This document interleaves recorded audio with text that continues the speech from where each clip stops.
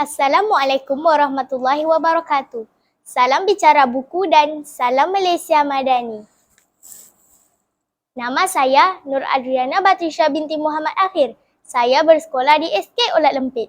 Kod sekolah saya ialah BBA1005. Saya berumur 12 tahun. Hobi saya ialah membaca buku dan bercita-cita menjadi seorang guru. Bicara buku saya pada hari ini bertajuk Bendahara Abi Tepuk. Buku ini merupakan hasil penulisan Muhammad bin Harun. Dicetak buat kali pertama pada tahun 2008. Diterbitkan oleh Syarikat Terbitan Kota Ilmiah dan merupakan salah satu buku daripada siri Penglipur Lara Teratai. Buku ini mempunyai 30 halaman bercetak serta ilustrasi yang sangat menarik.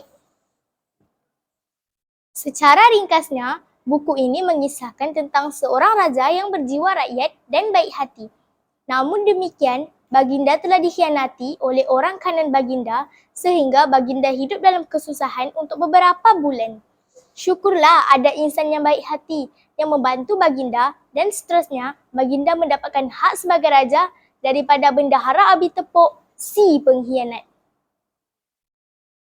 Muhammad bin Harun dalam penulisannya turut mengetengahkan gaya bahasa istana dalam cakap ajuk antara watak-watak yang terdapat dalam buku ini.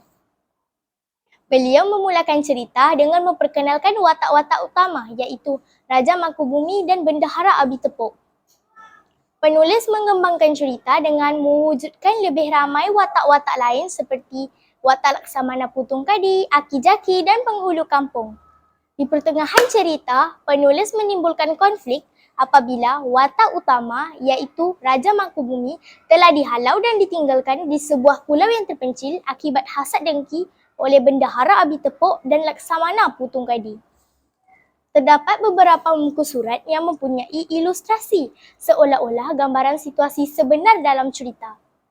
Buku cerita ini menggunakan latar tempat dalam istana, pulau terpencil dan suasana sebuah kampung. Saya yakin anda akan rasa perasaan yang sama dengan saya jika membaca buku ini dan tidak sabar mengetahui kesudahan cerita.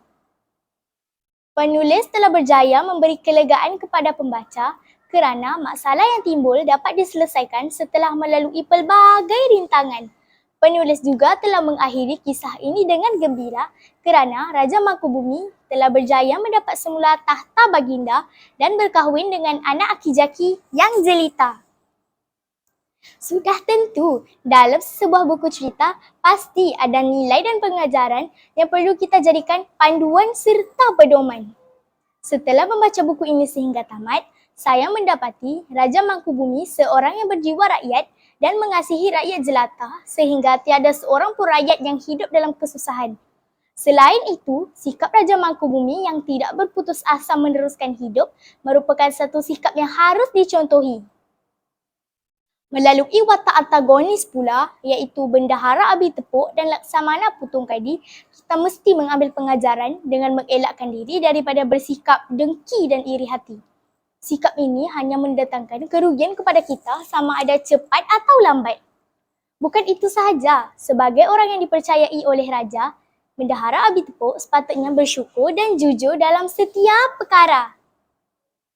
Secara kesimpulannya, saya turut mencadangkan anda membaca buku ini kerana bukan sahaja mempunyai nilai moral yang tinggi tetapi juga dapat menambahkan pengetahuan, kosakata dan penggunaan bahasa istana. Akhir sekali, suka saya mengatakan bahawa buku ini mudah difahami dan jalan ceritanya yang sangat menarik. Sekian, terima kasih.